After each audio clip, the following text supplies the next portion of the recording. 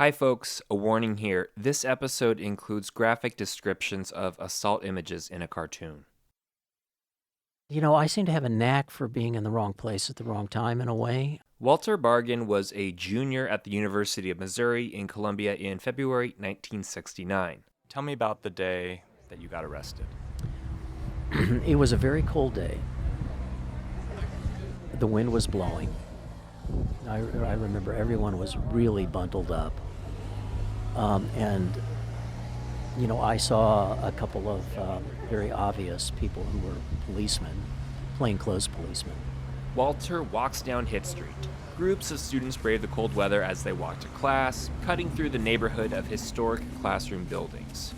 On this day, tour guides are leading high schoolers and their parents around the school, trying to entice them to spend their money here, the premier university in the state.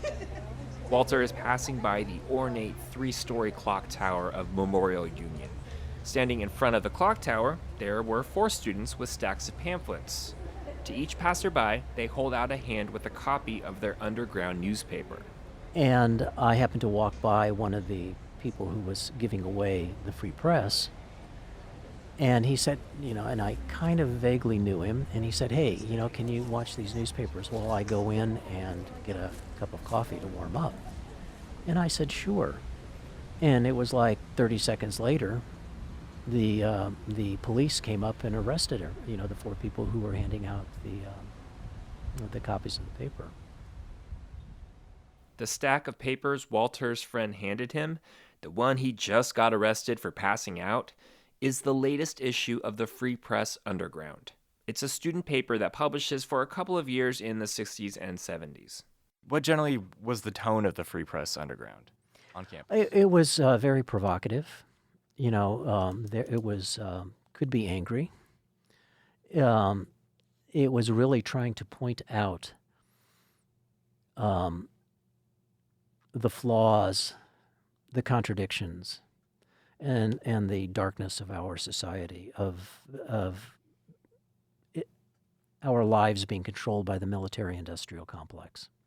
In February of 1969, more students are enrolled at the University of Missouri than ever before.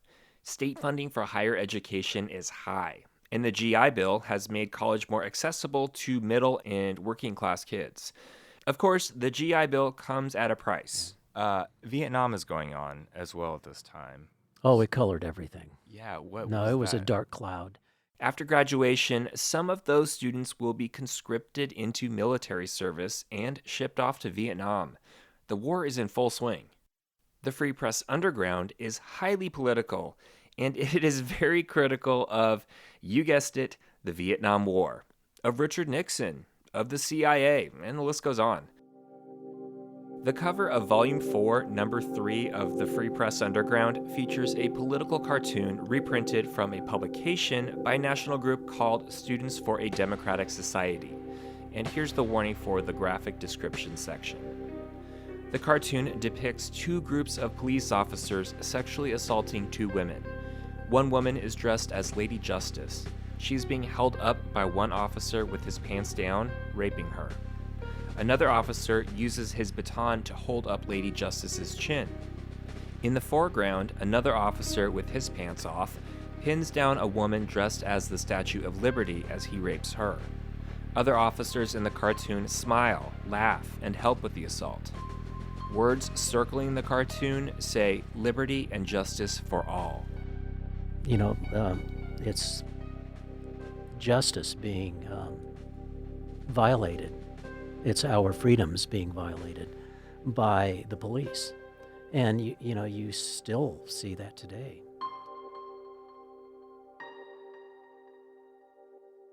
The delivery of that message does not sit well with university officials, especially on a day with so many parents and prospective students in town. The Free Press Underground staffers, along with Walter, are arrested for distributing the paper, arrested on accusations of possessing and distributing obscene material. Walter's grades may have saved him. He was a strong student, a double major in anthropology and philosophy, and said both departments vouched for him after the arrest. 3 students, including Walter, are released, but not Barbara Papish. Barbara Papish is the paper's editor and a graduate student studying journalism at the University of Missouri. Barbara is called in front of the university's Student Conduct Committee for her role. The committee finds her guilty of violating a conduct code that prohibits indecent speech and conduct. A few months later, she is expelled from the university. But that is far from the last time campus officials hear from her. Papish's expulsion begins a pivotal battle over free speech on campus and what kind of authority school administrators have. A battle that could only go down in a place like Missouri and end up in the Supreme Court. Welcome to Show Me the State, the program where we explore the strange, forgotten, or misunderstood stories of Missouri's past and try to figure out what really happened, why did it happen, and how has that shaped the state today. I'm Christopher Husted.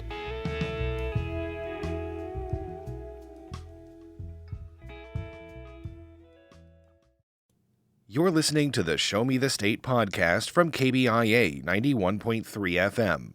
Find more episodes on kbia.org or any of your podcast apps. Back to the show. Before she's expelled in 1969, Barbara Papish is a 32-year-old grad student and has been enrolled as such for 5.5 years. Generally, a master's in journalism takes 2 years and a PhD takes 4. So she isn't exactly a devout student. Barbara Papish was in academic trouble. That's Sandy Davidson. She's a media law expert who recently retired after 30 years as a professor of communications law at the University of Missouri's School of Journalism. The semester before she was expelled, she had enrolled in one class, Ceramics 3. The semester that she was expelled, she enrolled in 2 classes, a 1-hour class in research journalism and a 3-hour class, Ceramics 4. I always say that I think that she was concerned that we might deplete the world of trees. If we had to go back to clay tablets, she would be ready. Maybe it's not surprising. Barbara is on academic probation, which will be used against her by the university's defense team during her trial. By most accounts, Barbara Papish is a poor student, but she does make a good impression on one professor. Well, I didn't really know where Columbia, Missouri was. Who teaches a subject that anyone invested in world politics in the 1960s and 70s might clamor to take. And I had gotten a telegram offering me a position in political science. A telegram? A telegram. Wow. You've heard of those. Yeah. They actually, in movies. They used to have those. Paul Wallace was a junior professor of South Asian Studies when Barbara was a student. She was in one of his South Asian Studies courses. So as I remember her, she was a serious student. She really was focused on the course. She knew the material. As I remember, she got an A grade because I remember writing a good recommendation, but I don't remember any of the lines in the recommendation. So she was a good, serious student. For Barbara, the activist, South Asian Studies fits the bill. She is part of a group of students who regularly protest the Vietnam War on campus. Remember, her paper, The Free Press Underground, publishes articles critical of the war, among other political and social issues of the day. Several pieces use some pretty strong language. University officials take issue with the cover image of police officers raping the Statue of Liberty and Lady Justice. Barbara, probably anticipating this response, writes on page 4, "Someone might consider the cartoon on the cover of this issue as vulgar. It is not. It is obscene. But it is a social comment concerning a greater obscenity. Chicago cops are obscene. Napalm is the greatest obscenity of the 20th century, and administrators who fear a different view are also obscene." University administrators put Papish in front of the Student Conduct Committee. The committee rules Papish is guilty of violating a conduct code that required students to, quote, observe generally accepted standards of conduct. Generally accepted standards of conduct. That's pretty broad. The conduct code goes on and specifically prohibits indecent conduct or speech. The Student Conduct Committee finds Barbara guilty of indecent speech. The university uses this one line in the Student Conduct Code, along with her academic probation, to justify its next move. Barbara Papish is expelled from the University of Missouri.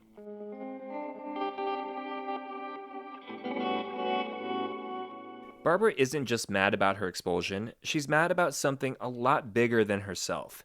The university, as she saw, was violating her constitutionally endowed freedom of speech. Also, this is the late 60s. There's a lot of indecent speech happening on college campuses across the country. The free speech movement really launches at UC Berkeley in 1964. Student protests over the Vietnam War and government corruption spread and take over the news cycle.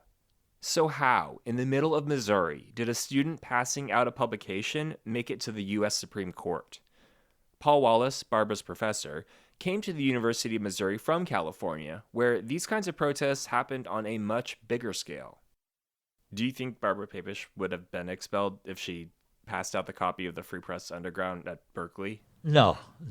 Why not? Because that was freely available. And, that wasn't considered to be a radical step. Somebody may have said, you're using foul language, and, that's not civil. And then you could have a dialogue over that, and you might even yell at each other. But that was a normal interaction. Missouri, of course, is smaller and definitely a bit more conservative than parts of the country where these demonstrations might be a bit more of a spectacle. Professor Sandy Davidson says certainly that played a role in why Barbara's story ends up in the Supreme Court. But she says the University of Missouri-Columbia is also special. Why is it Missouri? Well, back to the fact that we had the oldest school of journalism in the country. We had a grand tradition of freedom of speech and expression, and the School of Journalism does tend to attract people who are really interested in First Amendment rights, of course. So, we had the right campus, we had the right person who would persevere, and the ACLU helped too. Barbara's case is first heard at the Federal District Court for Western Missouri, and the court rules in favor of the university. She appeals to the 8th Circuit Court of Appeals, which also rules in the university's favor. After losing in the 2 lower courts, Barbara Papish appeals her case to the U.S. Supreme Court. The Supreme Court had ruled that public officials can impose limitations on free speech based on the time, place, and manner of the expression. This means that the government can enforce rules about when and where protests take place, how many people can be there, and the way people protest. But the First Amendment still mostly protects the message of the speech. But on March 19, 1973, the Supreme Court rules that the University of Missouri, which, yes, indeed is a public entity, had violated Barbara Papish's First Amendment right and could not expel her for distributing that copy of the Free Press Underground. The court said this, that neither the political cartoon nor the story were constitutionally obscene or otherwise unprotected. That's the court's language. The court rules in favor of Barbara because the federal free speech law applies to state college campuses too. Basically, university officials said the paper's content was offensive in their view. They were offended by what was printed. But the Supreme Court said that didn't matter because free speech policy applies to all expression regardless of the substance of the message expressed. Barbara Papish and the rest of the Free Press Underground staff were expressing a political stance, so their speech was protected. Was her speech offensive? Clearly. But the First Amendment is not designed to protect pretty speech that everybody would agree with. That needs no protection. The First Amendment protects the speech that is on the fringes, if you want. It is offensive to some people, but, again, it's constitutionally protected. We'll be right back. You're listening to our award-winning podcast, Show Me the State, from KBIA 91.3 FM. You can find more episodes on kbia.org, on any of your podcast apps, or even Spotify. We delve into a lot of Missouri history with some of our most knowledgeable experts. Just search for Show Me the State. Okay, back to the program. So the Supreme Court rules in favor of Barbara Papish. State universities cannot punish students for indecent speech if the expression does not violate time, place, and manner rules. Because of Barbara Papish, college students everywhere are protected under the U.S. Constitution. Papish versus Board of Curators has been cited in more than 900 cases since the ruling came down in 1973. The Papish case set a precedent that still enables college campuses to host controversial speakers. More broadly, these protections have allowed public universities to remain a place where free, sometimes incendiary, dialogue can happen. So, problem solved, right? It's interesting sometimes how short the memory can be on a campus of a major decision like this. Fast forward to 2012. The Free Press Underground is no longer in print, but student publications are still alive and well on the University of Missouri campus. The Man-Eater has operated as an independent student-run newspaper since 1955. The paper is given space in a university building, and a university employee oversees ad sales. But the Man-Eater is written and edited entirely by students. For years, the paper published a satire issue for April Fool's Day. And per tradition, the issue is produced by reporters and section editors. The executive editors are not involved in the production at all. The April Fool's edition is a surprise to the managing editor, and it really was. It's tradition, right? It's tradition. On this particular April Fool's edition in 2012, the paper's usual masthead was replaced with a large, bold-faced type that read, "The Carpet Eater." That word is a derogatory and offensive term often used for lesbians. Needless to say, people were not happy. Within weeks of the paper's release, the editor-in-chief and managing editors received letters from the university threatening disciplinary action for the offensive use of the slur. Did people invoke the Papish case? Yes. Oh, yes. People again from outside, people from inside, including me, yes. I wrote a column to remind folks on campus. Don't forget. Yes, yes. The Supreme Court has already decided this, and University of Missouri, you lost. Ultimately, the paper apologized for the controversial edition, and the managing editor stepped down. It's been 50 years since Barbara Papish passed out the Free Press Underground beside the archway of Memorial Union. And a lot has changed. The Vietnam War is over, Nixon resigned, and the students who attended the university when Barbara was there are nearing retirement.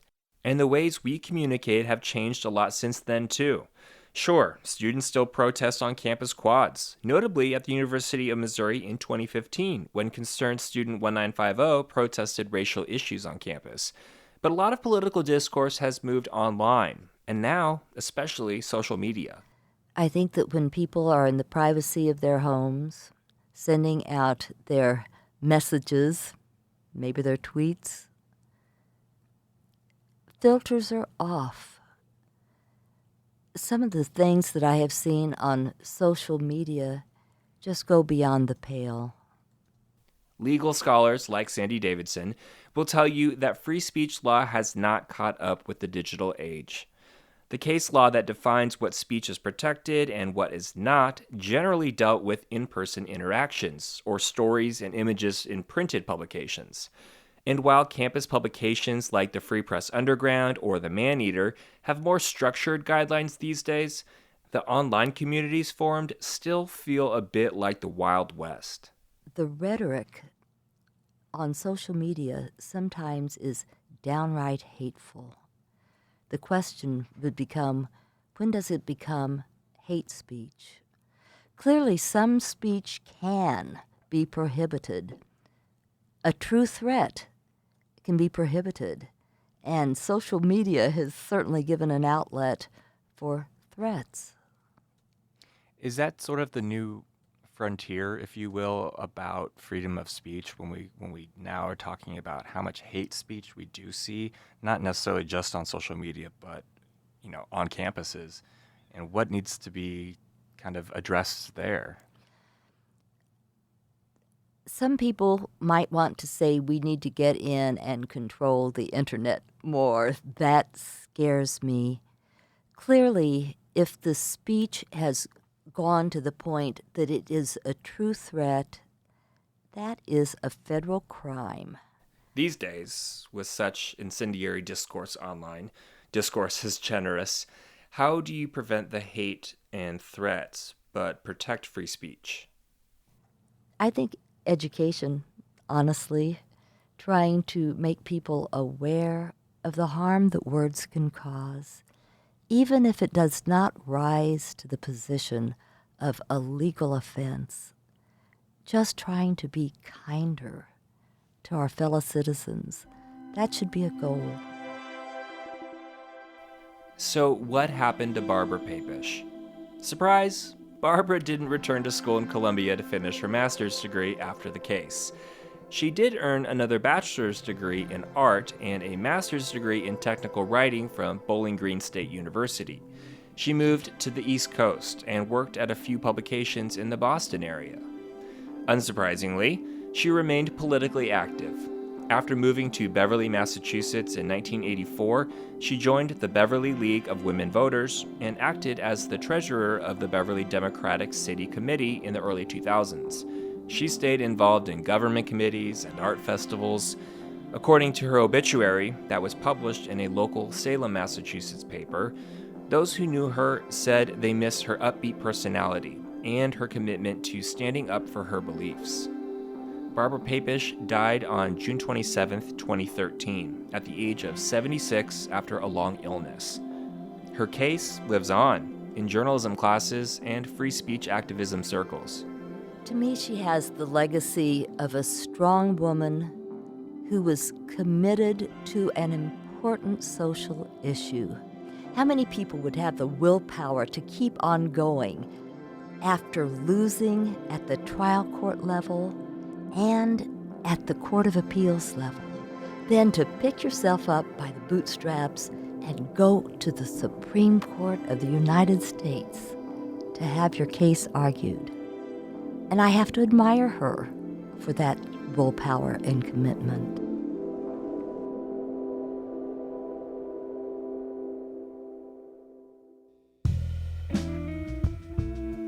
Show Me the State is produced at KBIA at the Missouri School of Journalism. Zia Kelly produced this episode. The supervising producer and reporter is me, Christopher Husted. Our managing editor is Ryan Famuliner. Our theme music was created by Columbia band Loose Loose. Thank you to our voice actor in this episode, Rebecca Smith. Special thanks also to the Reynolds Journalism Institute and to the Kinder Institute on Constitutional Democracy.